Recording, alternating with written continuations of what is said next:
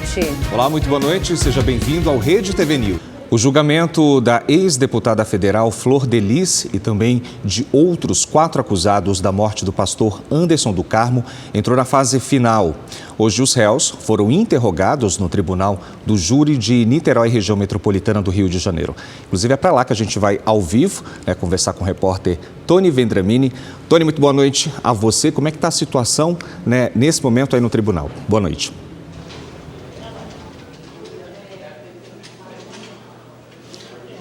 Boa noite, Ranieri. Boa noite, Érica. Boa noite a todos que nos acompanham. Pois é, um julgamento longo que começou na segunda-feira e agora entra na reta final, né? Nesse momento, aqui no Fórum de Niterói, na região metropolitana do Rio de Janeiro, acontece a fase de debates. A acusação está terminando de fazer aqui as suas alegações. Em seguida será a vez da defesa. São 2h30 para cada um, mas ainda há possibilidade de réplica e tréplica. Depois disso, o júri se reúne para chegar a um veredito e só então a juíza responsável pelo caso vai anunciar as sentenças. A expectativa é que isso aconteça na madrugada de domingo. Hoje foram ouvidos os 5 réus, além da Flor de Lis, a filha biológica da ex-deputada Simone dos Santos Rodrigues, também os filhos afetivos Marzi Teixeira Silva e André Luiz de Oliveira e a neta Rayane dos Santos Oliveira. Esses são os 5 julgados. A Flor de Lis foi a segunda a ser ouvida, ela prestou depoimento por cerca de 40 minutos, chorou muito e chegou até mesmo a ser perguntada se esse choro era verdadeiro. Ela disse que sim e afirmou também que o pastor Anderson do Carmo foi morto por causa dos abusos que cometeu. Um outro depoimento que chamou a atenção foi o da Marzi Teixeira, filha afetiva da Flor de Lis. Ela disse que chegou a participar de um plano para matar o pastor Anderson, mas que não concluiu esse plano. Foi outra pessoa quem concluiu. Vamos ver agora então na reportagem como foi esse 6º dia de julgamento. Com Flor de Lis de cabeça baixa, os 5 réus chegaram ao Fórum de Niterói por volta das 7h30 da manhã, mas o julgamento só foi retomado quase 3 horas depois. Já no tribunal, a defesa anunciou que os acusados não responderiam às perguntas feitas pelos promotores. Os acusados que depuseram até agora, que eles se negam a enfrentar as imputações descritas na denúncia, ou seja, de se defenderem. E quanto mais eles se negam a responder às perguntas do juízo, que é um direito constitucional deles, as perguntas da acusação e do assistente de acusação, eles são pegos com as perguntas técnicas dos jurados. E mostra-se que tem a total culpabilidade na prática do crime e apuração. Mas os advogados dos réus dizem que eles não têm do que se defender. É um absurdo vir aqui falar que as pessoas não estão se defendendo quando quem deveria comprovar a responsabilidade é a acusação e vem aqui e não traz nenhuma prova. Além de Flor de Lis, estão sendo julgados a filha biológica da ex-deputada Simone dos Santos Rodrigues, os filhos afetivos Marzi Teixeira Silva e André Luiz de Oliveira e a neta Rayane dos Santos Oliveira. Desde o início do julgamento, na segunda-feira, 24 testemunhas foram ouvidas, 13 de acusação e 11 de defesa. A expectativa é que o júri chegue a um veredito e que a juíza anuncie as sentenças até amanhã. O crime aconteceu em 16 de junho de 2019. O pastor Anderson do Carmo foi atingido por mais de 30 tiros na garagem da casa onde morava com a família em Niterói ao voltar de um passeio. Flor de Lis é acusada de ser a mandante do crime. Após o assassinato, a ex-parlamentar afirmou que Anderson morreu ao reagir a uma tentativa de assalto e impedir que os bandidos entrassem no imóvel. Em agosto do ano passado, Flor de Lis perdeu o mandato de deputada federal. 2 dias depois foi presa. Em novembro, Flávio dos Santos Rodrigues, filho biológico de Flor de Lis, autor dos disparos, e Lucas César dos Santos, filho adotivo que comprou a arma do crime, foram condenados. Em abril deste ano, a justiça condenou outras 4 pessoas. Entre elas, Carlos Ubiraci Francisco da Silva, filho afetivo, e Adriano dos Santos Rodrigues, filho biológico da ex-deputada. Uma pessoa morreu e 9 ficaram feridas num tiroteio durante um show de forró em Floriano, a 250 quilômetros de Teresina, no Piauí. Imagens divulgadas nas redes sociais mostram o desespero das pessoas logo após os tiros. O locutor pede que os portões sejam abertos. Abre os portões de emergência, todos! Todos! Abre o portão de emergência! Quando os portões se abrem, as pessoas correm em pânico. O cantor Natan, que se preparava para subir ao palco, ficou no chão do camarim durante o tiroteio. Pouco depois, ele deixou o clube onde seria realizado o show. Graças a Deus já tá tudo bem aqui, eu já tô no hotel, consegui sair de lá. Foi um cara que sacou uma arma, não sei o que aconteceu. Segundo a Polícia Civil do Piauí, a delegacia de Floriano foi acionada por volta das 2 da manhã deste sábado. No local do show, os policiais encontraram um homem morto com um revólver na cintura e outro ao lado do corpo. 9 pessoas também foram atingidas e o estado de saúde delas não foi informado. 3 armas foram apreendidas. A polícia investiga a motivação e tenta identificar o autor dos crimes. Gente, olha só que curioso, viu? O uso excessivo de energéticos tem preocupado especialistas. É que a bebida, usada para enfrentar uma rotina de compromissos, e antes ali da prática de exercícios físicos, possui diversos ingredientes que podem prejudicar aí o coração e também provocar até mesmo a depressão. Lorena tem uma agenda cheia de compromissos. Cover de Marília Mendonça, ela viu as apresentações aumentarem muito depois da morte da cantora. São 11 shows por semana. Para se manter concentrada e disposta, Lorena recorre ao energético. Consome cerca de 4 latas por dia. Eu sou viciada em energético. Eu sinto muita vontade de tomar, tanto que na geladeira da minha casa não falta energético, porque às vezes a gente tá em casa e tá cansado. Eu tenho um filhinho de 3 anos também, tem uma super energia. O consumo de energéticos passou de 63 milhões de litros em 2010 para 151 milhões de litros em 2020. Segundo o estudo, a venda da bebida no país cresceu 32% só no ano passado. Segundo os médicos, uma latinha de energético contém uma concentração de cafeína que equivale a mais ou menos de 8 até 10 copinhos ou xícaras de café. Além da taurina e da cafeína, existe também uma grande parcela de açúcar. E isso, de uma forma geral, pode alterar o organismo, onde eles fazem uso de álcool, fazem uso de açúcar, fazem uso da cafeína, e isso pode estimular o coração a bater tão rápido que acaba levando o que a gente chama de uma arritmia cardíaca. Júlio sempre bebia energético antes dos treinos na academia. Com o passar do tempo, os problemas no intestino apareceram. Muito difícil e sempre sangue e sempre meu estômago inchado. Consultei com um médico, ele me falou do excesso da cafeína nos energizantes e o excesso da açúcar nos energizantes. Ele resseca aparentemente a flora intestinal. A personal trainer Aline Macedo também era consumidora diária da bebida. O resultado?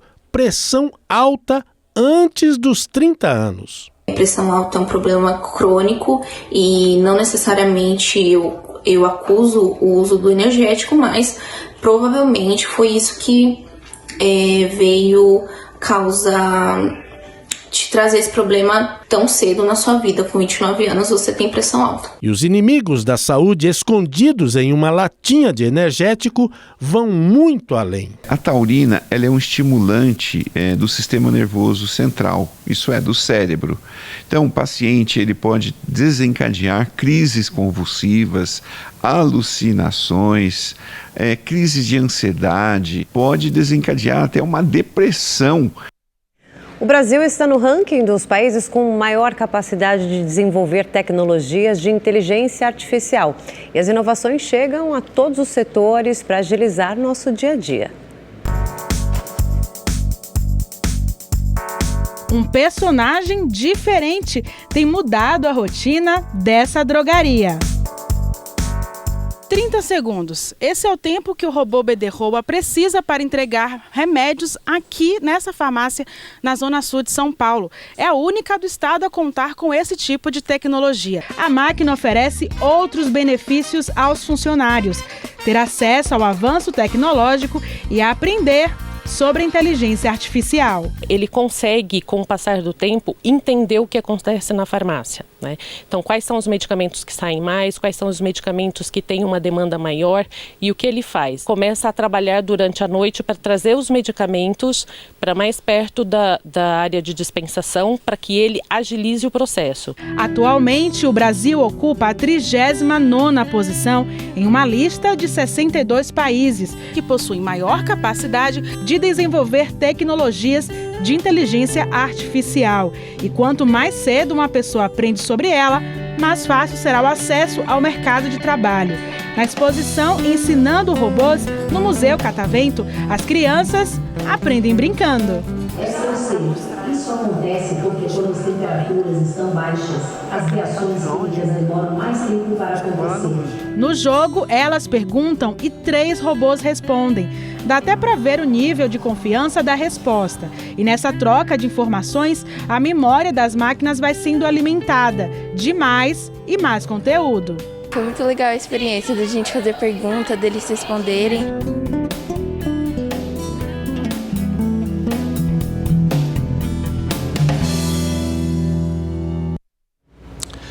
E mais de 40 nomes de políticos e especialistas foram oficializados hoje como membros da transição, de governo. Esses novos integrantes, inclusive, começam a trabalhar no processo de mudança da gestão semana que vem. A gente vai agora a Brasília com a repórter Franci Rodrigues, que tem mais detalhes ao vivo. Boa noite, Franci. Conta pra gente esses detalhes. Boa noite, Ranieri. Boa noite, Érica. Todos esses nomes novos anunciados hoje foram publicados na edição extra do Diário Oficial. Alguns nomes já previstos, anunciados e falados durante a semana, como do ex-ministro da Fazenda, Guido Mantega. Destaque para a culinarista Bela Gil. Ela é filha do ex-ministro de governos anteriores do ex-presidente e futuro presidente Luiz Inácio Lula da Silva e Gilberto Gil. Ela vai para a coordenação do Grupo de Desenvolvimento Social e Combate à Fome. Bela Gil foi às redes sociais, disse que vai buscar um caminho próspero e saudável para o país. Além de Bela Gil, também foram anunciados os nomes da ex-ministra Tereza Campelo e do economista Renato Maluf. Como vocês falaram, realmente, na semana que vem, os trabalhos começam oficialmente na transição de governo. Eles devem definir todas as prioridades que o novo governo deve anunciar assim que assumir o poder em 2023. De Brasília, Franci Rodrigues para o Rede TV News. Obrigada, Franci. Olha, o presidente eleito, Lula, passou por exames de rotina em São Paulo hoje pela manhã e, de acordo com o boletim médico do Hospital Sírio-Libanês, Lula apresentou um quadro de inflamação na laringe causado por esforço vocal. Outros exames apontaram remissão do tumor que foi diagnosticado em 2011. Lula viaja para o Egito na próxima segunda-feira para participar da conferência da Organização das Nações Unidas sobre mudanças climáticas, a COP27. O ministro da Saúde, Marcelo Queiroga, foi às redes sociais hoje fazer um apelo para a vacinação contra a Covid-19. No texto, o ministro ressalta que 69 milhões de brasileiros não tomaram a primeira dose da vacina e 32 milhões de pessoas poderiam ter recebido a segunda dose de reforço, mas não procuraram também postos de saúde. Nas últimas semanas, o Brasil voltou a registrar alta de casos confirmados de Covid. E o Exame Nacional do Ensino Médio começa a ser aplicado amanhã em todo o país. Mas os estudantes que testarem positivo para a Covid-19 devem remarcar a prova. O repórter Giovanni César tem mais informações ao vivo. Boa noite, Giovanni. Nesse caso, o que os estudantes devem fazer? Boa noite, Ranieri. Boa noite, Érica. Os candidatos que testarem positivo para a Covid não devem comparecer aos locais de prova. Em vez disso, eles devem usar a página, a página do participante para solicitar a reaplicação da prova. Isso até 5 dias úteis após o último dia do Enem, que vai ser no próximo domingo, sem ser amanhã, no outro domingo. Essa reaplicação está marcada para os dias 10 e 11 de janeiro do ano que vem. Já quem vai fazer a prova amanhã deve ficar atento a algumas regras. Primeiro, levar um documento oficial com foto, além de caneta preta. O uso de máscara é obrigatório. Se levar um aparelho celular, ele deve ser colocado num envelope. Esse envelope depois deve ser lacrado. E atenção para o horário. Os portões fecham pontualmente às 1h30 da tarde em todo o país, seguindo o horário de Brasília. Portanto, chegue tranquilo, chegue cedo, com antecedência, para que você possa fazer uma prova assim tranquilo e confortável. De São Paulo, Giovanni César para o Rede TV News. Agora sim você vai acompanhar a matéria, sobre os queijos premiados de Minas Gerais.